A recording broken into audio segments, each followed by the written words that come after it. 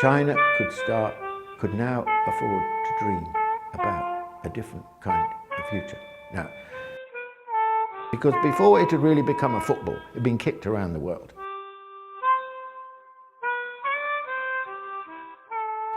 China has had the biggest economy of any country for something like 20 out of the last 22 centuries. The last two were an anomaly. But around this time now, China is regaining its stature as the world's biggest economy, depending on how you count it. Even in the Tang Dynasty, China made more iron and steel than all of Europe. This went on for 100 or 200 years. So China has been for a long time a mighty economy and industrial power. And I think the same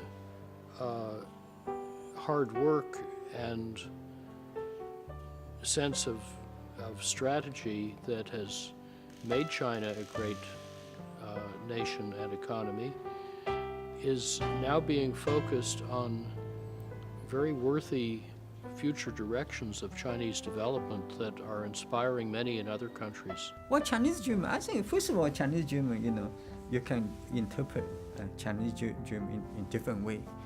You can, well, in English, Chinese dream is easier, but you can say individual Chinese dream or China as a nation state.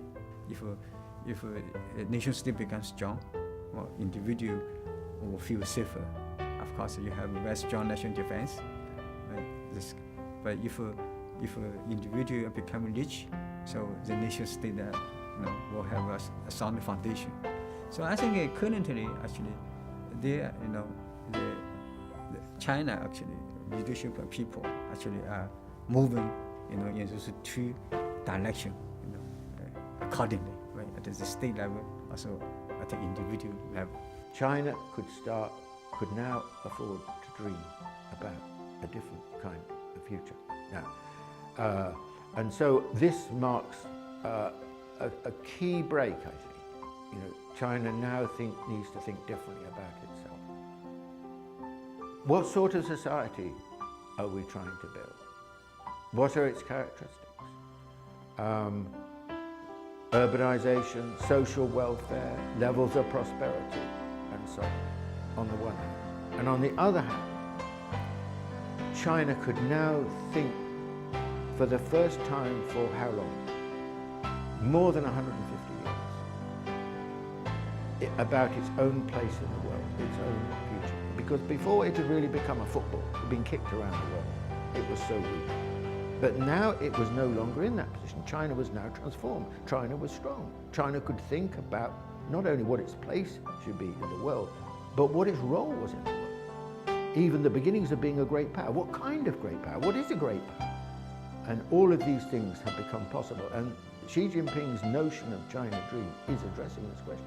I think the aim of any government in the world is to provide for its people a better condition of life. So that's important. So I suppose what the Chinese dream, if it's to lift the life of people above poverty line, so people can go have income, children can go to school, better health facilities. I think that's better for everyone in the world. What I think is the China dreaming is to keep more good relations with the world. Because if China has good relations in the world, the people have better conditions also. So what I should say is we should have in every parts of the world strong parties, as you have the Communist Chinese Party here. We should have strong parties with dream for their peoples and to have good governance. That's what we need, to have more conditions for the people. They need equal opportunities, good education, good health, good justice, and good social protection.